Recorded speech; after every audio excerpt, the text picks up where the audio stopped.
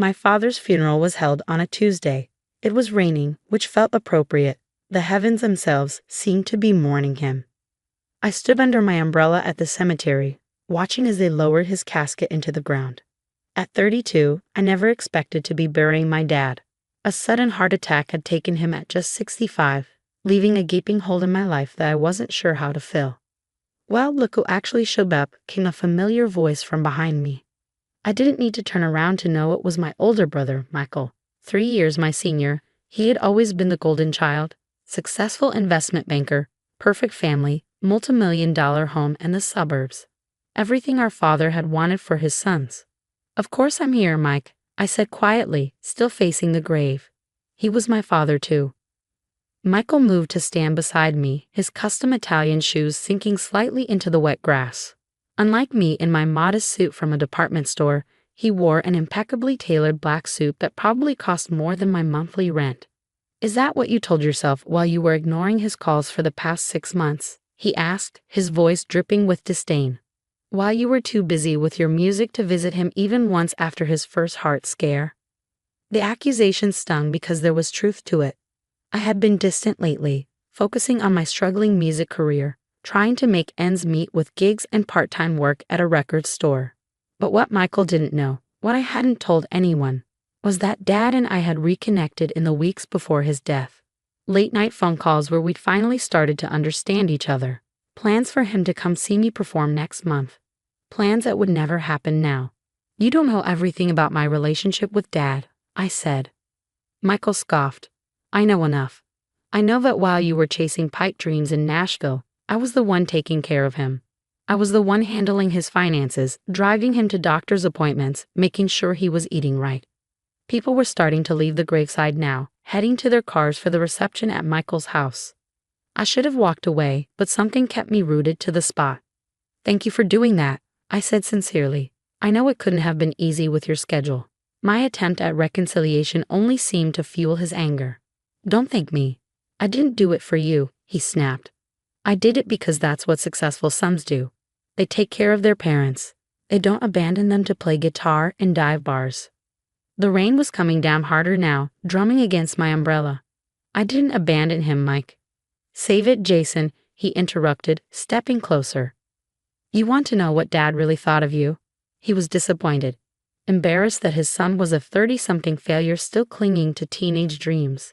Each word felt like a physical blow. Had Dad really said those things? After our recent conversations, it seemed impossible, but doubt crept in nonetheless. The reading of the will is tomorrow, Michael continued, straightening his already perfect tie. But I'll save you the trip. Everything's coming to me, the house, the business, all of it. Dad knew who deserved it. He looked me up and down, his lip curling slightly. Try not to waste your life any more than you already have, little brother. Maybe it's time to grow up and get a real job. With that, he turned and strode away, leaving me alone by our father's grave, rain mingling with the tears on my face. That night, I sat in my small apartment surrounded by memories, photos of Dad teaching me to play his old guitar when I was 9, the baseball mitt he'd given me for my 12th birthday, even though I was terrible at sports, the handwritten letter he'd sent when I got my first paid gig, telling me how proud he was that I was following my passion. Had that all been lies? Had he really been embarrassed by me? My phone rang, startling me out of my thoughts. An unknown number. Hello? Is this Jason Bennett? A formal voice asked. Yes, speaking. This is Howard Lieberman, your father's attorney. I apologize for calling so late, but it's important that we speak before tomorrow's meeting. My stomach tightened. Was there more bad news coming? What's this about? There was a pause on the other end of the line. Mr. Bennett, your father made some significant changes to his will in the weeks before his passing. Changes that he asked me to discuss with you privately before the official reading. I listened in growing disbelief as Howard explained the situation. By the time we finished the call an hour later, I felt like I was seeing my father and my brother in an entirely new light. The next morning, I arrived at Howard Lieberman's office 20 minutes early. The receptionist showed me to a conference room where Michael was already waiting, his wife Caroline beside him. They barely acknowledged my entrance. Nice of you to show up on time for once, Michael muttered, checking his Rolex. Though I'm not sure why you bothered. I took a seat across from them without responding. Caroline gave me a tight-lipped smile that didn't reach her eyes. "How are you holding up, Jason?" she asked, though her tone suggested she didn't particularly care about the answer. "I'm managing," I replied simply. Before the conversation could continue, the door opened and Howard entered, carrying a leather portfolio. He was older than I'd expected from our phone conversation, probably in his 70s, with silver hair and kind eyes behind wire-rimmed glasses. "Good morning," he said, taking his seat at the head of the table. "Thank you all for coming. I know this is a difficult time." He opened his portfolio and pulled out several documents. "Before we begin, I want to express my condolences. Robert Bennett was not only my client but my friend for over 40 years. His loss is deeply felt." Michael nodded impatiently. "Thank you, Howard. We appreciate that. Shall we proceed? Caroline and I have a lunch meeting at 1. Howard adjusted his glasses, looking briefly in my direction. "Of course. Now, as you know, Robert revised his will several times over the years.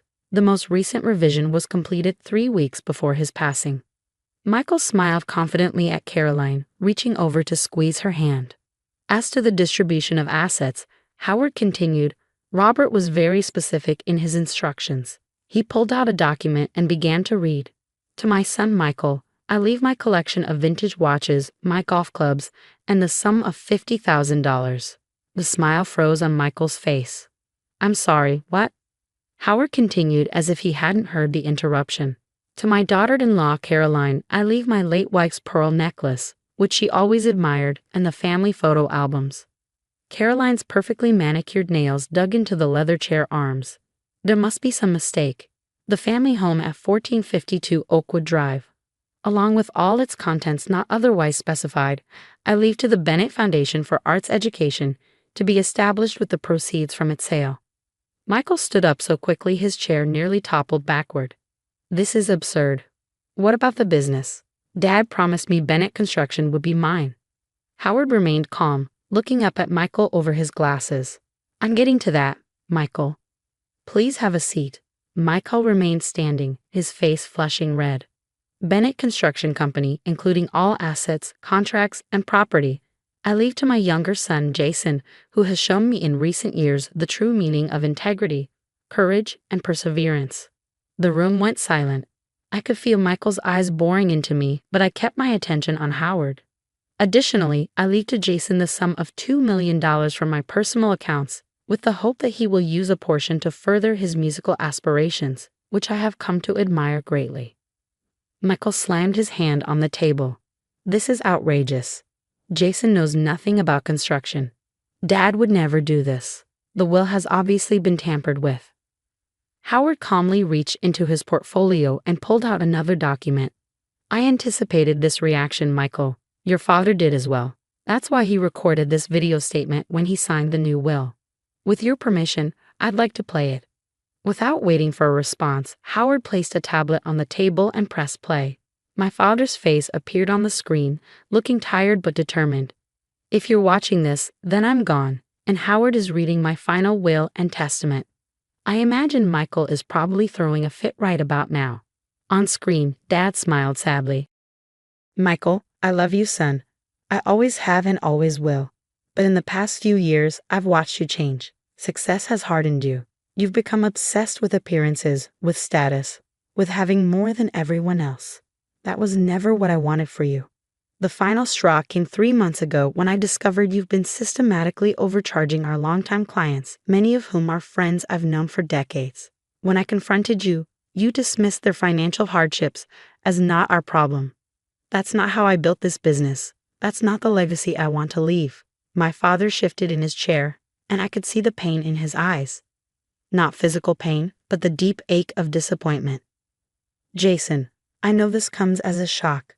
Construction was never your passion, and that's okay. I'm not expecting you to run the business yourself. The executive team knows my wishes. They'll handle the day-to-day operations if you choose to remain as owner, or they'll help you sell if that's your preference. Either way, the decision is yours." He leaned closer to the camera. "What you don't know, Jason, is that I've been following your music career more closely than you realize. I've watched videos of your performances. I've seen how you connect with people through your songs, how you've stayed true to yourself despite all the setbacks. You have a gift, son. A gift that's worth pursuing. I was wrong to push you toward a path that wasn't yours. I see that now. Forgive an old man for taking too long to understand. Tears welled in my eyes as I watched my father deliver his final message to us. Money and success mean nothing if you lose yourself in the process. Michael, I hope someday you'll remember that. Jason already understands it, which is why I know he'll be a better steward of my legacy than I could have imagined. The video ended, and silence filled the conference room. Caroline was the first to speak, her voice tight with anger. We'll contest this. Howard nodded as if he expected this reaction. You have every right to try. However, I should inform you that Robert was examined by 2 independent medical professionals on the day he signed this will. They both certify he was of sound mind and under no duress. Additionally, there are signed affidavits from 3 witnesses with no connection to either Jason or the Bennett Foundation. He gathered his papers calmly. Having known Robert for 4 decades, I can also personally attest that this decision was not made hastily or in anger. He spent weeks contemplating it. Michael's face had turned from red to an alarming shade of purple. You, he hissed, pointing at me. You manipulated him when he was vulnerable, played on his emotions, made him think you actually cared. I shook my head. No, Mike, I just finally stopped trying to be someone I'm not. And for the first time, Dad and I could actually talk to each other. This isn't over, Michael snapped, gathering his things. Come on, Caroline. We're leaving. They stormed out, leaving me alone with Howard. That went about as expected, the lawyer said with a sigh. Will they be able to successfully contest the will? I asked. Howard shook his head. Your father was very thorough. It would be extremely difficult to overturn his wishes, but Michael may try nonetheless. I nodded, still processing everything that had happened. I don't know the first thing about running a construction company, I admitted. Howard smiled. Your father didn't expect you to. As he said, the executive team is prepared for this transition. Tom Ramirez, the current operations manager, is ready to step up as CEO if you decide to maintain ownership. He handed me a business card. This is my personal number. Call me anytime you have questions. And Jason, he paused, looking at me with genuine warmth. Your father was truly proud of you, not just in these last few weeks, but always. He just didn't always know how to show it. The weeks that followed were a whirlwind. As Howard had predicted, Michael filed to contest the will, but his case fell apart quickly when evidence of his unethical business practices came to light during discovery. Bennett construction employees, many of whom had known me since I was a child, welcomed me with surprising warmth. As it turned out, Michael hadn't been popular among the staff. Your brother treated us like we were disposable, Tom Ramirez told me over coffee during our first meeting. Your dad built this company on relationships, with clients, with employees, with the community. Michael was dismantling all of that. I decided not to sell the business after all. Instead, I took on the role of chairman while Tom handled daily operations as CEO. We implemented profit sharing for employees and established a training program for underprivileged youth interested in learning a trade. With some of my inheritance, I opened a small music venue and recording studio in town, creating a space for local artists to perform and record at affordable rates. I still performed myself on Saturday nights, including songs I'd written about my dad. 6 months after the funeral, on what would have been my father's 66th birthday, I received an unexpected visitor at the venue. Michael stood awkwardly by the entrance, looking out of place in his casual clothes. I couldn't remember the last time I'd seen him without a suit. Nice place, he said, glancing around. Thanks, I replied, unsure what else to say. An uncomfortable silence stretched between us. I'm moving to Chicago, he finally said. Caroline and I are divorcing. Turns out she was only interested in the lifestyle she thought I could provide. I'm sorry to hear that, I said, and meant it. He shrugged. Don't be, it's been a wake-up call. Maybe realize what Dad was trying to tell me. Michael ran a hand through his hair, a gesture so reminiscent of our father that it made my chest ache. I was awful to you, Jason, at the funeral, at the will reading, for years before that. I was so caught up in being successful that I forgot what actually matters. I could see how difficult this was for him, how much it cost his pride to stand here and admit these things. Dad would have forgiven you, I said simply. So can I. Michael nodded, blinking rapidly. I've got a job offer there. Nothing fancy, but it's a fresh start. I thought, I thought you should know where to find me, in case you ever want to talk. I gestured to the empty stage. We're having an open mic night tonight. You could stay, if you want. For a moment, I thought he would refuse. Then, to my surprise, he nodded. I'd like that. That night, from the stage, I spotted Michael in the back of the room, actually listening as I performed a new song I'd written called Legacy, about how the most important things we inherit aren't things at all, but lessons, values, and love. It wasn't forgiveness, not completely. It wasn't a Hollywood reconciliation with all hurts magically healed. But it was a beginning. Sometimes the greatest revenge isn't about getting even or proving someone wrong. Sometimes it's simply living well, staying true to yourself, and becoming the person you were always meant to be, even if others couldn't see it. Dad had given me more than a business or money. He'd given me the courage to be myself unapologetically. And in the end, that was the richest inheritance of all.